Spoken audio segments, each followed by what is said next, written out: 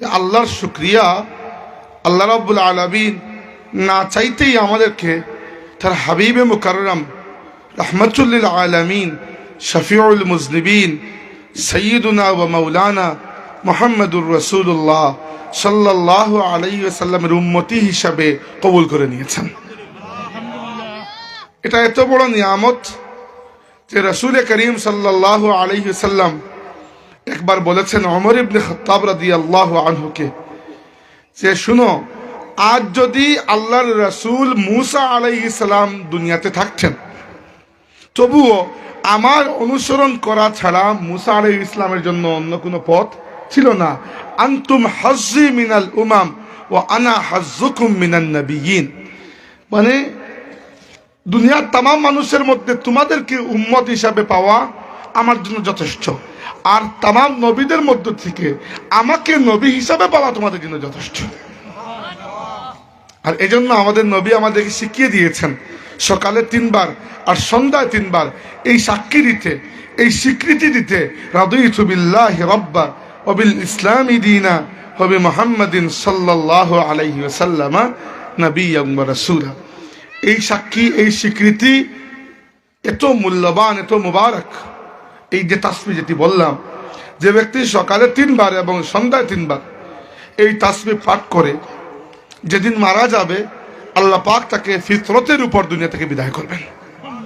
ফিতরত মানে হচ্ছে যে স্বভাব, যে বেদাগ অবস্থায় আল্লাহ আপনাকে দুনিয়াতে দিয়েছেন, সেরকম গুনাহ থেকে পাক সাফ করে আল্লাহ দুনিয়া থেকে আপনাকে বিদায় দেবেন। কারণ কি, এটা হচ্ছে আপনার মহব্বতের স্বীকৃতি, আর এটা হচ্ছে আপনার সন্তুষ্টির স্বীকৃতি। রাদিতু বিল্লাহি রাব্বা, আমি আমার রব আল্লাহর উপরে সন্তুষ্ট। ওয়া বিল ইসলামি দীনা, আমি আমার দ্বীন ইসলামের উপর সন্তুষ্ট। ওয়া বি মুহাম্মাদিন সাল্লাল্লাহু আলাইহি ওয়াসাল্লাম নবিয়্যা, আর আমার নবী হিসাবে মুহাম্মদ সাল্লাল্লাহু আলাইহি ওয়াসাল্লামকে পাওয়া আমার জন্য যথেষ্ট সন্তুষ্ট আমি। এবং দেখেন খুঁজে সহিহ বুখারী, সুনানে আবু দাউদ, নানা কিতাবের মধ্যে হাদিস রয়েছে যে কবরে মানুষকে যে 3টা প্রশ্ন করা হবে, এই 3টা প্রশ্ন এই এক্স্যাক্টলি ওই 3টা বিষয় নিয়ে। মান রব্বুকা ওয়া মা দীনুকা ওয়া মা নবিয়্যুকা, বা অন্য রিওয়ায়াতে আছে ওয়া মাযা তাকুলু বিহাযার রাজুল আল্লাযী বুইসা ফীকুম। কবরে যে 3টা প্রশ্ন করা হবে, প্রথম প্রশ্ন রব কে, পরের প্রশ্ন দ্বীন কি, জানেন তো এইগুলা, আর পরের প্রশ্ন করা হবে নবী সম্পর্কে, আপনার আকীদা বিশ্বাস কি ছিল, নবীকে আপনি চিনতে পারেন কিনা। তাইলে এই যে মাহফিলে মিলাদুন নবী উদযাপন, বা এই যে নাতে রাসূল, এই নাতে রাসূল বা এই সবই মাহফিলে মিলাদুন নবী। আসলে দেখেন, মাহফিলে মিলাদুন নবী আজকালকার কোনো বিষয় নয়। এটি মিশরের মামলুক সুলতান রাষ্ট্রীয়ভাবে সেটি শুরু করেছিলেন। মিশরে আপনারা জানেন 1258 খ্রিস্টাব্দে বাগদাদ খিলাফতের উপর চেঙ্গিজ খানের নাতি হালাকু খানের নেতৃত্বে মঙ্গল বাহিনী হামলা করেছিল, প্রায় 1 কোটি মুসলমানকে শহীদ করেছে। এমনকি মুসলিম বিশ্বের তৎকালীন খলিফা ছিলেন মুস্তাসিম বিল্লাহ। মুস্তাসিম বিল্লাহকে, আমাদের খলিফা যিনি ছিলেন, তাকে জীবিত অবস্থায় ঘোড়ার যে চামড়া আছে, ঘোড়া জবাই করার পরে বা গরু জবাই করার পরে যে চামড়া বের হয়, ওই চামড়ার মধ্যে তাকে প্যাক করে জীবিত অবস্থায় রাস্তায় রেখে দিয়েছে, আর উপর দিয়ে ঘোড়া ছুটিয়ে গিয়েছে। এরকম নির্মমভাবে শহীদ হয়েছেন আমাদের খলিফা। শেখ সাদি রহমতুল্লাহ আলাইহি তখন বলেছিলেন, আসমারা হক বাওয়াদ در خوب بارد بر زمین بر زوال ملک মুস্তাসিম আমিরুল মুমিনিন।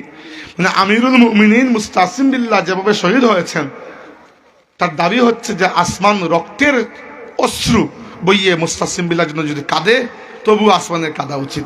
এত নির্মমভাবে তাকে শহীদ করা হয়েছিল। তো এরপরেও আল্লাহর নবীর উম্মত দুর্বল পড়ে যায় নাই। আল্লাহ বাগদাদের খিলাফত ধ্বংস হলো, মিশরের মানুষকে আল্লাহ ইসলামের জন্য কবুল করে নিলেন।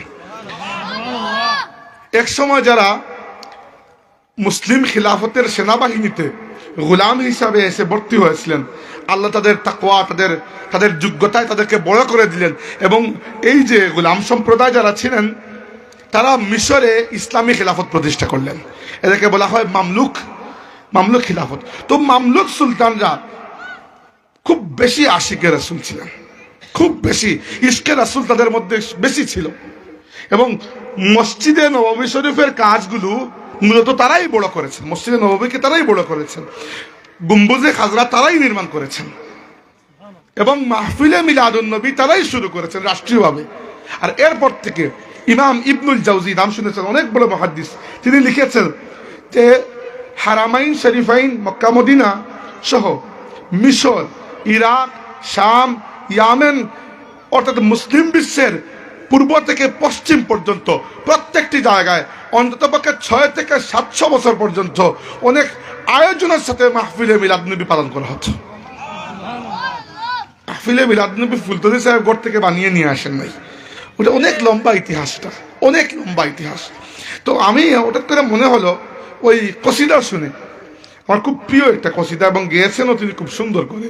ওই কসিদার মধ্যে 2টা ইঙ্গিত তিনি দিয়েছেন, ওইগুলো একটু তাফসির করতে চাই। কসিদার তাফসির কি জন্য করতে চাই, তিনি বলেছেন এটা কথা যে আমার সবচেয়ে প্রিয় কথা এই কসিদার মধ্যে, যে তোমার প্রেমে জিন্দা হলো উস্তুনে হান্নানা ইয়া রাসূলুল্লাহ, বলেছেন না? আমাদের নবী সাল্লাল্লাহু আলাইহি ওয়াসাল্লামকে আল্লাহ তাবারাকা ওয়া তাআলা এমন মান মর্যাদা দান করেছেন যে জীবিত ব্যক্তি তার স্পর্শ পেয়ে জীবিত হয়ে যায়, মৃত জিনিস তার স্পর্শ পেয়ে জীবিত হয়ে যায়। দলিল রয়েছে। এই যে কথাটি বললেন, আপনারা অনেকেই হয়তো বুঝতে পারেন না এই কথাটির অর্থ কি, যে তোমার প্রেমে জিন্দা হলো উস্তুনে হান্নানা। সহিহ মুসলিম শরীফের হাদিস। আমরা তো একটু মাহফিলে ওয়াজ করে বেড়াই, আর আমার ওয়াজ মানুষ রেকর্ডও করে, তাই মুখস্থ কথা বলার সুযোগ নেই, পর মানুষ 14 গোষ্ঠীর মাথার উপর বরণ দেবে এটা। হ্যাঁ, তো সহিহ মুসলিম শরীফের হাদিস বানিয়ে বলছি না, রাসূল করিম সাল্লাল্লাহু আলাইহি ওয়াসাল্লাম, এটা ওয়াজের তাফসীর করছি আমি, দুঃখিত, ওই যে নাতে রাসূলের তাফসীর। আল্লাহর নবী যখন মক্কা শরীফ থেকে হিজরত করে মদিনা তৈয়বায় গেলেন, তখন প্রথমে গিয়ে যে কাজটি করেছেন, প্রথমে গিয়ে নিজের ঘর তৈরি করেন নাই, বরং আল্লাহর ঘর মসজিদে নববী তৈরি করেছেন। আপনারা যারা হজ বা উমরা করতে গিয়েছেন মসজিদে নববী শরীফ তো দেখেছেন। তো আজকের মসজিদে নববী আর ওই সময়কার মসজিদে নববীর মধ্যে তো পার্থক্য আছে। আজকের এই মসজিদে প্রায় 20 থেকে 25 লক্ষ মানুষ একসাথে নামাজ পড়তে পারে, কিন্তু সেই সময় ওই মসজিদের পুরো টোটাল আয়তন ছিল 30 মিটার বাই 35 মিটার, মানে সর্বোচ্চ 3টা কামরা হবে, এত ছোট ছোট। উপরে পুরোটা ছাদ ছিল না, অর্ধেক খেজুর পাতার ছাদ, অর্ধেক খোলা। আর খেজুর পাতার ছাদ সর্বোচ্চ রোদ আটকাতে পারে, বৃষ্টি তো আটকাতে পারবে না। তাই যেদিন বৃষ্টি হতো, আল্লাহর নবী এবং সাহাবায়ে কেরাম সেজদায় যাওয়ার পরে কপালের মধ্যে কাদা পানি লেগে যেত।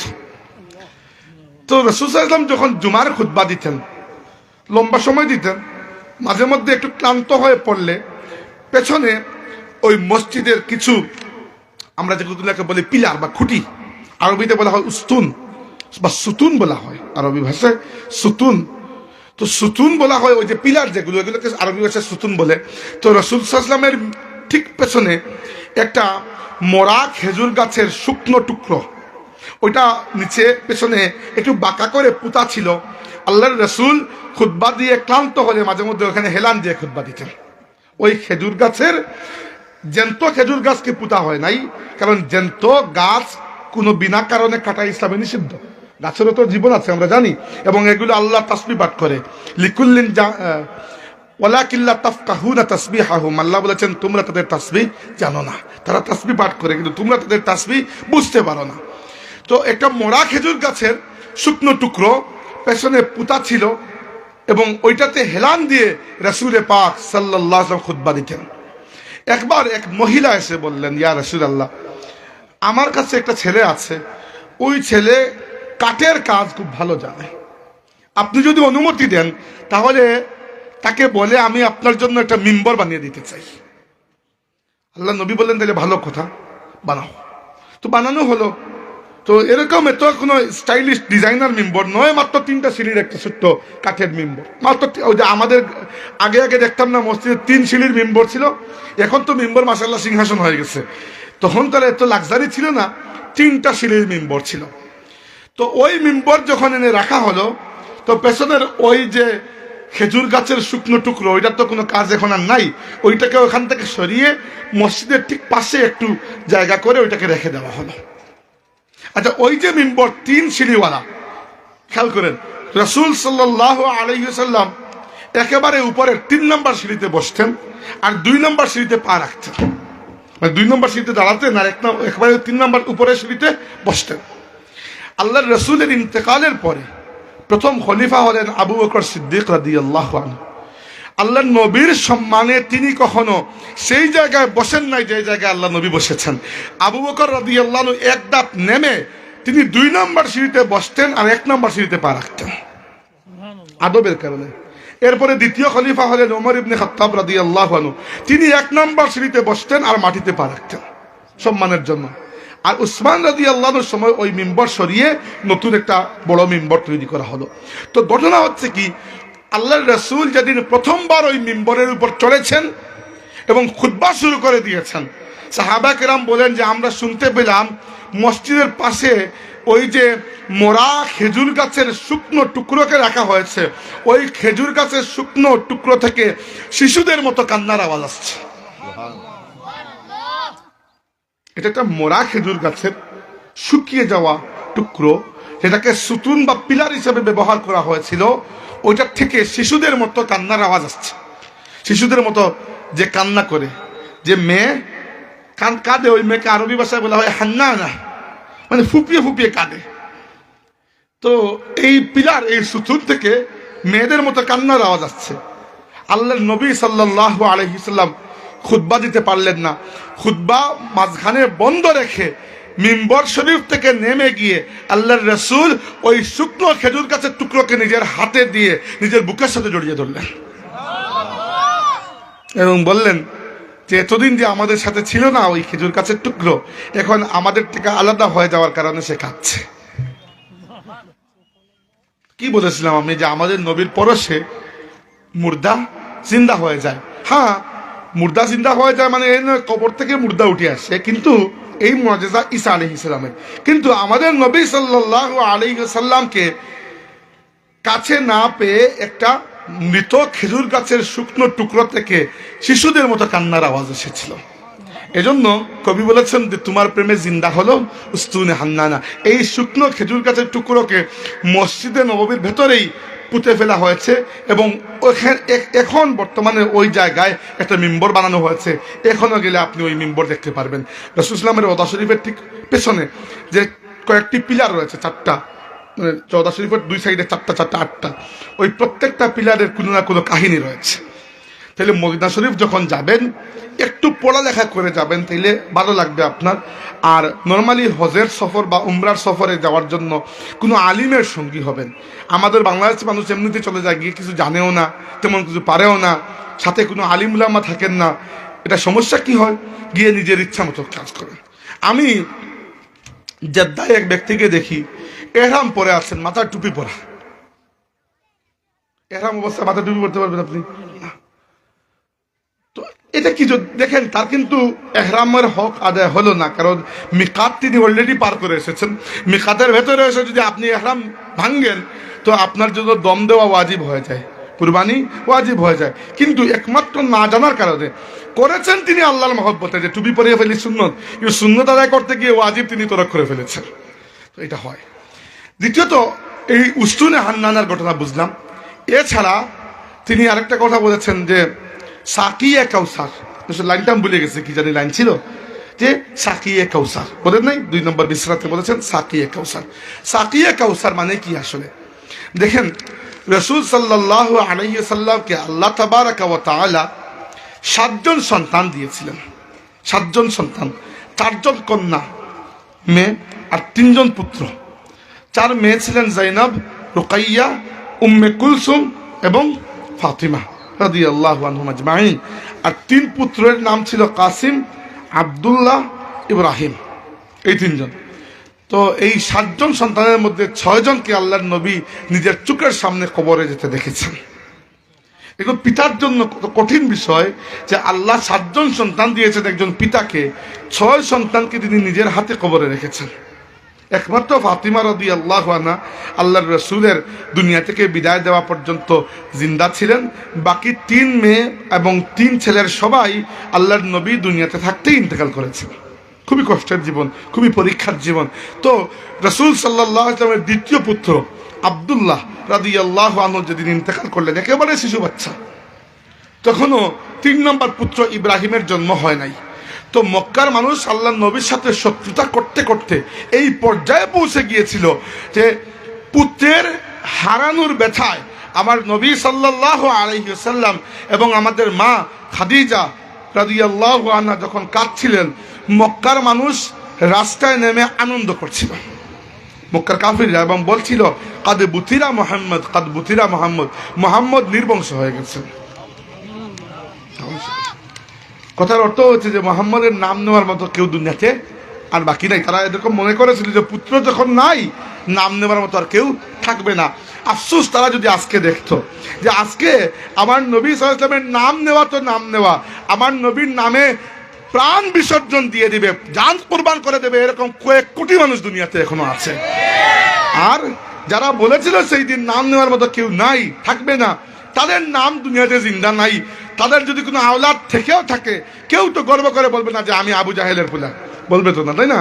এমনকি আবু জাহেলের ছেলে তো নিজে মুসলমান, সাহাবী, ইকরিমা রাদিয়াল্লাহু আনহু তো সাহাবী, এবং তিনি আজনাদাইনের যুদ্ধে শহীদ হয়েছেন। তো আবু জাহেলের সবচেয়ে বড় পরাজয় হচ্ছে যে আমি সারা জীবন মুহাম্মদের বিরোধিতা করলাম, আর আমার পুত্র মুহাম্মদের দিনে গিয়েছেন, সাহাবী হয়েছেন, শহীদ হয়ে গেছেন সাল্লাল্লাহু আলাইহি ওয়াসাল্লাম। তাইলে এটাই তো সবচেয়ে বড় পরাজয়। আবু লাহাবের সবচেয়ে বড় পরাজয় কি? একদিক থেকে আবু লাহাব এবং আবু লাহাবের জাহান্নামী স্ত্রী উম্মে জামিল আল্লাহর রসুলের বিরোধিতায়, দুশ্মনীতে মানে কোনো সীমা রাখে নাই, সীমা অতিক্রম করে গিয়েছে। আর ইসলামের দাওয়াত শুরু হওয়া মাত্রই আবু লাহাবের কন্যা গোরারা রাদিয়াল্লাহু আনহা ইসলাম কবুল করে ফেলেছেন। আল্লাহর নবী সাল্লাল্লাহু আলাইহি ওয়াসাল্লামের চাচাতো বোন দোরারা, তিনিও ইসলাম কবুল করেছেন, এবং আবু লাহাবের এক বা দুই পুত্র ছাড়া বাকি সব পুত্র ইসলাম কবুল করেছেন। এবার রাসূল সাল্লাল্লাহু আলাইহি ওয়াসাল্লাম যখনই কাঁদেন, সবচেয়ে বড় কষ্টের বিষয় ছিল আল্লাহর রাসূলের ঘরের ঠিক পাশে ছিল আবু লাহাবের ঘর। যখনই আমাদের মা খাদিজা রাদিয়াল্লাহু আনহা এবং আমাদের নবী সাল্লাল্লাহু আলাইহি ওয়াসাল্লাম পুত্রের ব্যথায় কাঁদেন, শুনতে পান পাশের ঘর থেকে আবু লাহাব এবং তার স্ত্রী টিটকারি করছে, ফাজলামো করছে। মানে শত্রুতা এই পর্যায়ে পৌঁছাতে পারে, কোনো মানুষ কল্পনা করতে পারবে না। আপনার সাথে যদি একজন মানুষের একটু শত্রুতা থাকেও, তার যদি শিশু পুত্র মারা যায়, তাহলে আপনি কি ওইখানে গিয়ে টিটকারি করবেন? কোনো সুস্থ মানুষ করতে পারে? কেউ করবে না, তখন গিয়ে সান্ত্বনা দেবে। কিন্তু ইসলামের দুশ্মনরা আমার নবীর সাথে এই পরিমাণ দুশ্মনী করেছে, এরা বলেছে কাদ বুতিরা মুহাম্মদ, মুহাম্মদের লেজ কেটে গেছে। নাউজুবিল্লাহ। আল্লাহ রাব্বুল আলামিন আমাদের নবীকে এত শক্ত পরীক্ষা নিয়েছেন, 1 মাস পর্যন্ত রাসূল সাল্লাল্লাহু আলাইহি ওয়াসাল্লামের চেহারা মুবারকের মধ্যে কোনো হাসি দেখা যায় নাই। 1 মাস পরে বসে আছেন, হঠাৎ করে আল্লাহ নবী হেসে উঠেছেন। সাহাবীরা বলে, ইয়া রাসূলুল্লাহ, কি হয়েছে? বলেন, আমার প্রতি আল্লাহ রাব্বুল আলামিন একটা সূরা নাজিল করেছেন, ওই সূরাটি আমাকে 1 মাস পরে চেহারায় হাসি এনে দিয়েছে, আমার মনটাকে খুশি করে দিয়েছে। কোন সূরা? বিসমিল্লাহির রহমানির রহিম, ইন্না আ'তাইনাকাল কাউসার ফাসাল্লি লিরাব্বিকা ওয়ানহার ইন্না শানিআকা হুয়াল আবতার। আল্লাহ রাব্বুল আলামিন বলেছেন, হে আমার নবী, পুত্র নিয়ে গেছি তো কি হয়েছে? ইন্না আ'তাইনাকাল কাউসার, আমি আল্লাহ আপনাকে কাউসারের মালিকানা দান করে দিলাম। ফাসাল্লি লিরাব্বিকা ওয়ানহার, এই যে কাউসারের মতো মহা নিয়ামত আপনি পেয়েছেন, এর পরিবর্তে, এর বিনিময় স্বরূপ বা এর শুকর আদায় করতে গিয়ে ফাসাল্লি লিরাব্বিকা, আপনার রবের জন্য আপনি নামাজ কায়েম করুন, ওয়ানহার, এবং কুরবানি করুন, ইন্না শানিআকা হুয়াল আবতার, আপনার শত্রু যারা যারা আপনার প্রতি আজকে হিংসা করছে, বিদ্বেষ করছে, ষড়যন্ত্র করছে, এরাই দুনিয়াতে নির্বংশ হবে, এদের নাম নেওয়ার মতো দুনিয়াতে কোনো মানুষ বাকি থাকবে না। এবার কাউসার কি? কাউসার শব্দের 2টা অর্থ আছে। কাউসারের প্রথম অর্থ হচ্ছে, কাউসার জান্নাতের নহর সমূহের মধ্যে একটি নহর, যার মালিকানা আল্লাহ আমাদের নবীকে দিয়ে দিয়েছেন, এটার নাম হচ্ছে আল কাউসার।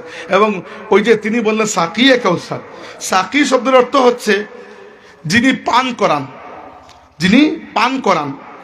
তো আগের যুগে রাজা বাচ্চারা যখন বসতেন সিংহাসনে, তো সাকি থাকতেন একজন, যিনি বাদশাকে মদ পান করাতেন। তো এগুলোকে সাকি বলা হয়, যিনি পান করান কোনো কিছু।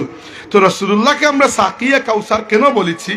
কারণ হাদিসে এসেছে, জামিউত তিরমিজি কিতাবের মধ্যে হাদিস রয়েছে, আল্লাহ নবী সাল্লাল্লাহু আলাইহি ওয়াসাল্লাম বলেছেন, ওয়াল্লাযী নাফসি বিয়াদিহি, আমি কসম করছি সেই আল্লাহর যার হাতে আমার প্রাণ, লা আনিয়াতুহু আকসারু মিন আদাদি নুজুমিস সামাই ওয়া কাওয়াকিবিহা ফি লাইলাতিন মুজলিমাতিন আল্লাহর নবী বলেছেন যে আমাকে আল্লাহ যে কাউসার দান করেছেন, ওই কাউসার থেকে আমি আমার প্রত্যেক উম্মতকে পানি পান করাবো নিজের হাতে। এক, আর ওই কাউসারের পাশে শুধু যে কাউসার দিয়েছেন তা নয়, ওই কাউসারের পাশে আল্লাহ আনিয়া অর্থাৎ পাত্র, পান করানোর পাত্র দেবেন আমাকে, আমার প্রত্যেকটা উম্মতকে একটা পাত্র পানি আমি পান করাবো। আর ওই পাত্রগুলোর সংখ্যা রাতের আকাশের তারকারাজির চাইতে বহুগুণ বেশি, ওই পান পাত্রের সংখ্যা। এরপরে বলেছেন যে মান শারিবা মিনহা শারবাতান লাম ইয়াজমাউ আখিরা মা আলাইহি, যে ব্যক্তি একবার আমার হাত থেকে কাউসারের পানি পান করবে সে আর কখনো তৃষ্ণার্ত অনুভব করবে না। আরদুহু মিসলু তুলহি মা বাইনা আম্মান ইলা আইলা। আল্লাহ নবীর সময় দুইটা বড় শহর ছিল, আম্মান, আম্মান জর্ডানের রাজধানী, নাম শুনেছেন, আর আইলা বা ইলিয়া বলা হতো জেরুজালেমকে। বলেছেন ওই যে হাউজে কাউসারের এই যে ঝর্ণা, এই ঝর্ণার প্রস্থ হচ্ছে আম্মান শহর থেকে শুরু করে জেরুজালেম শহর পর্যন্ত বিস্তৃত, এতটুকু বড়। এবং বলেছেন যে মা উহু আসাদ্দু বায়াদাম মিনাল লাবানি ও আহলা মিনাল আসাল, আর ওই কাউসারের যে পানি সেটা দুধের চাইতে সাদা এবং মধুর চাইতে সুমিষ্ট হবে। আমরা দোয়া করি আমরা যখন কিয়ামতের ময়দানে গিয়ে হাজির হব, আমরা যেন রসুল করিম সাল্লাল্লাহু আলাইহি ওয়াসাল্লামের হাতে কাউসারের পানি পান করতে পারি, আমরা বলি আমিন। এই জন্য আমাদের নবীকে বলা হয় সাকিয়ে কাউসার। আপনারা চিন্তা করবেন যে পানি পান করানোর দরকার কি? পানি না পান করলেই বা কি হবে? পানি পান করানো দরকার এজন্য, কারণ আপনি দুনিয়াতে থাকবেন না, আপনি থাকবেন কিয়ামতের ময়দানে।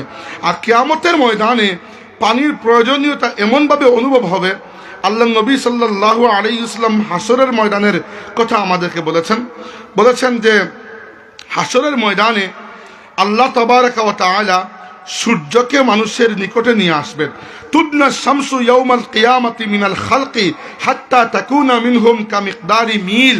আল্লাহ সূর্যকে মানুষের নিকটে নিয়ে আসতে আসতে মানুষের মাথা থেকে 1 মাইলের দূরত্বে সূর্যকে নিয়ে আসবেন। সূর্য এখন আমাদের থেকে 15 কোটি মাইল দূরে, 15 কোটি মাইল, তবুও এখানে আপনারা বসতে পারতেছেন না, গরম লাগতেছে। আর যখন 1 মাইল দূরে চলে আসবে আপনার কি মনে হয়? মগজ তো আপনার সিদ্ধ হতে থাকবে। তখন আল্লাহর রসুলের হাতে 1 পেয়ালা ঠান্ডা পানির কোনো মূল্য আপনি দিতে পারবেন? এরকম অমূল্য সম্পদ কিছু হতে পারে? আনাস ইবনে মালিক রাদিয়াল্লাহু আনহু একদিন বললেন, তিনি ছিলেন আল্লাহর রসুলের খাদিম, বললেন ইয়া রাসূলুল্লাহ, আমার আপনার কাছে একটা দাবি হচ্ছে, কিয়ামতের ময়দানে আপনি আমার জন্য শাফাআত করবেন আল্লাহর কাছে। রাসূল সাল্লাল্লাহু আলাইহি ওয়াসাল্লাম বললেন আনা ফাইলুন যালিক, আমি তোমার জন্য অবশ্যই শাফাআত করব।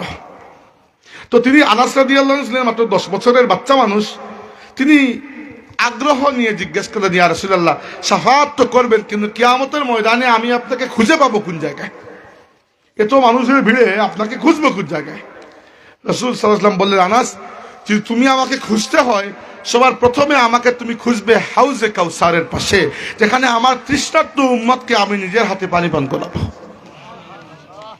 ঠিক আছে, আনাস রাদিয়াল্লাহু আনহু বলেন ইয়া রাসূলুল্লাহ, হাউজে কাউসারের পাশে খুঁজলাম, কিন্তু ধরেন হাউজে কাউসারের পাশে আপনাকে পেলাম না, তখন কোন জায়গায় খুঁজবো? রাসূল সাল্লাল্লাহু আলাইহি ওয়াসাল্লাম বললেন, যদি হাউজে কাউসারের পাশে আমাকে না পাও তাহলে তুমি আমাকে খুঁজবে মিজানের কাছে, যেখানে আমার উম্মতের আমলনামা পরিমাপ করা হবে, আর আমি এখানে বসে আল্লাহর কাছে তাদের জন্য সুপারিশ করতে থাকবো। আনাস রাদিয়াল্লাহু আনহু বললেন ইয়া রাসূলুল্লাহ, যদি হাউজে কাউসারেও না পাই আবার মিজানেও না পাই, তাইলে কোন জায়গায় আপনাকে খুঁজবো? রাসূল সাল্লাল্লাহু আলাইহি ওয়াসাল্লাম বললেন, তাইলে আমাকে খুঁজবে সিরাতের পাশে। সিরাত আমরা বাংলায় পুল সিরাত বলি, তাই না? সিরাত কি? কোরআন শরীফে আল্লাহ বলেছেন যে জাহান্নামের ঠিক উপরে একটি অত্যন্ত সূক্ষ্ম এবং অন্ধকার, কষ্ট করে পার হওয়ার মতো একটা ব্রিজ আল্লাহ পাক দিয়ে দেবেন, এবং এই ব্রিজ দিয়ে সেই মানুষগুলো পার হতে পারবে যার মধ্যে 2টা নূর আল্লাহ দিবেন। এক নূর হচ্ছে ঈমান, আরেক নূর হচ্ছে নেক আমল। আর যাদের নূর থাকবে না, অন্য কারো কাছ থেকে নূর নিয়ে সে নূরান্বিত হতে পারবে না। তো আল্লাহ নবী বলেছেন যে আমার উম্মত ওখান দিয়ে পার হবে, আর কোন নবী কাউকে আল্লাহ কোনো কিছু কথা বলার অনুমতি দেবেন না, শুধু আমাকে দেবেন। আমি আমার উম্মতের জন্য দোয়া করবো, আল্লাহুম্মা সাল্লিম, আল্লাহুম্মা সাল্লিম, আল্লাহ আমার উম্মতকে তুমি সালামত রাখো, আল্লাহ আমার উম্মতকে সালামত রাখো।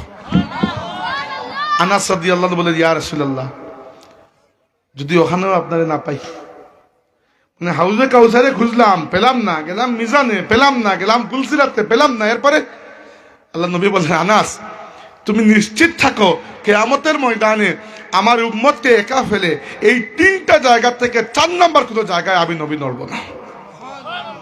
তাইলে আমরা যেটা বুঝতে পারলাম যে রাসূল করিম সাল্লাল্লাহু আলাইহি ওয়াসাল্লামের শানে এই যে কসিদার মধ্যে 2টা কথা বলা হয়েছে। প্রথমটা হচ্ছে তোমার শানে, তোমার প্রেমে জিন্দা হলো উস্তুনে হান্নানা।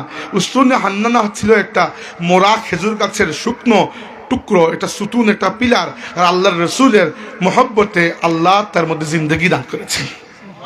একইভাবে সাকিয়ে কাউসার বলতে আমরা বুঝলাম সাকি মানে যিনি পান করান, আর কাউসার মানে সেই নহর, যে নহরের মালিকানা আল্লাহ আমাদের নবীকে দান করে দিয়েছেন। এছাড়া ওলামায়ে কেরাম বলেছেন কাউসার শব্দের আরেকটা অর্থ আছে। কাউসার শব্দ এসেছে আরবি শব্দ কাসির থেকে। কাসির মানে হচ্ছে প্রাচুর্য, প্রচুর। কাউসার মানে হচ্ছে প্রচুর থেকেও বেশি।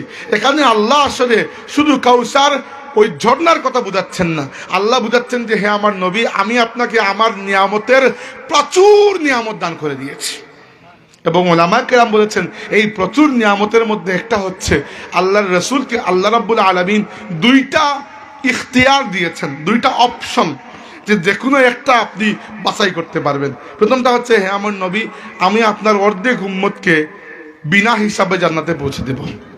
আপনি হয় এইটা নেবেন, আর নয়তো আপনাকে আমি সীমাহীন আনলিমিটেড শাফাআতের অধিকার দিয়ে দেব। আপনি কোনটা নেবেন? আল্লাহ রাসূল বলেছেন আমি শাফাআত নেব। তাইলে এই শাফাআতও মূলত ওই কাউসারের অন্তর্ভুক্ত, কারণ কাউসার শব্দ এসেছে কাসির শব্দ থেকে, আর কাসির মানে হচ্ছে প্রচুর। আল্লাহ অন্য আয়াতে বলেছেন ওয়ালা সাউফা ইউতিকা রাব্বুকা ফাতারদা, অচিরেই আপনার রব আপনাকে এমন এমন এমন এমন কিছু দান করবেন, এত কিছু দেবেন যে আপনি সন্তুষ্ট হয়ে যাবেন। আর আল্লাহ নবী সাল্লাল্লাহু আলাইহি ওয়াসাল্লামকে আল্লাহ রাব্বুল আলামিন ওয়াদা করেছেন। আল্লাহ তাবারাকা ওয়া তাআলা কুরআন শরীফের আয়াত নাজিল করলেন যে কিয়ামতের ময়দানের অবস্থা হবে এই রকম। কুরআন শরীফে এসেছে আল্লাহ ডেকে বলবেন লিমানিল মুলকুল ইয়াউম, লিমানিল মুলকুল ইয়াউম, লিমানিল মুলকুল ইয়াউম। আজকের বাদশাহী কার হাতে, আজকের রাজত্ব, আজকের মালিকানা কার হাতে? কেউ কোনো জবাব দেবে না, কারণ সবাই চুপ, কোনো কথা বলার অধিকার থাকবে না। আল্লাহ নিজে জবাব দিবেন লিল্লাহিল ওয়াহিদিল কাহার। এই দিনের মালিকানা আল্লাহর হাতে, যিনি একমাত্র এক এবং একক, আর কাহার অত্যন্ত কঠোর মহাপরাক্রমশালী। এই আয়াত নাজিল হতেই আল্লাহ নবী সেজদায় পড়ে গেলেন। জিবরাইল আলাইহিস সালামকে আল্লাহ পাঠিয়ে দিলেন। জিবরাইল এসে জিজ্ঞেস করলেন, ইয়া রাসূলুল্লাহ, রব জানতে চেয়েছেন আপনি সেজদায় পড়ে কাঁদছেন কি জন্য? আল্লাহ নবী বলেন, জিবরাইল, যদি আল্লাহ রাব্বুল আলামিন রহমান হয়ে বিচার না করে কাহার হয়ে বিচার করেন, আমার উম্মতের কি হবে?